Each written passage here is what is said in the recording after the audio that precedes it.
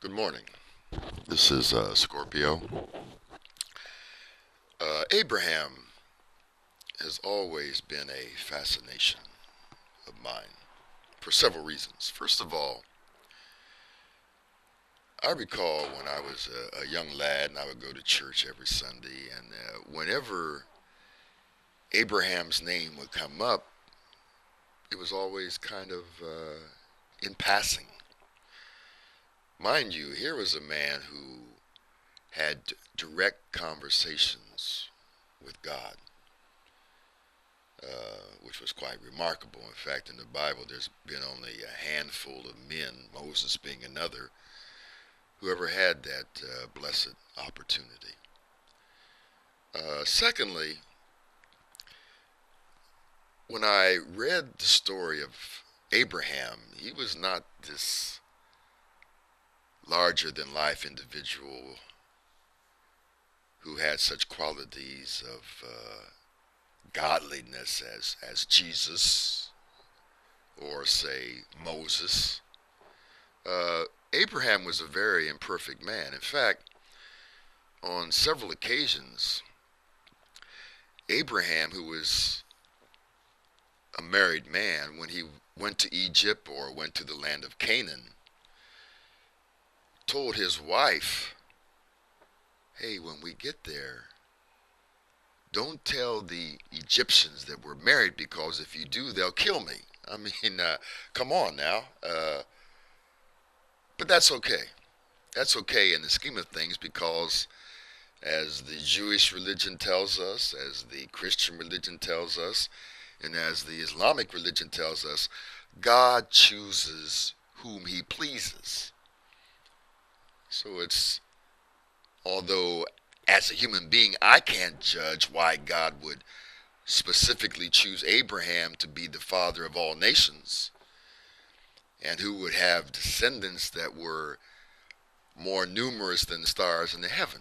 But that aside, Abraham, if you just read the Bible, there's not that much about Abraham, and there's not that much that would immediately indicate that Abraham should even rise to that level, that God would even notice him. But that was for God to decide.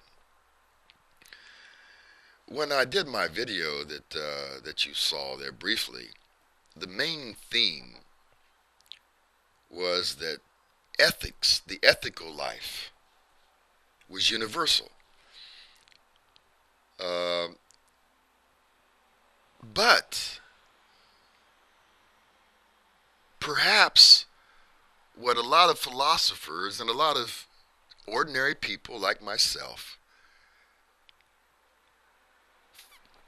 fail to realize, and perhaps this is why God considered Abraham, or chose Abraham to be the father of faith, was what happened on that morning when he took Isaac, his son, to a mountaintop to sacrifice him based upon what God had told him to do. This is important, I think, because for God to tell Abraham, sacrifice your beloved son. And Abraham said, basically, okay, God. I mean, think about that. That would be akin to God telling you to take yourself atop a 15-story building and throw your dearly beloved child off it. I mean, that's what is known as faith. That is faith. Abraham, in his moment of faith, acted upon the strength of the absurd, which takes us beyond even the universal. And that, I think, is an important point to keep in mind about Abraham. By agreeing to follow through what his heart, what God told him to do in his mind. He was acting on the strength of the absurd, which is a higher level than even our so called ethical behavior that we do every day.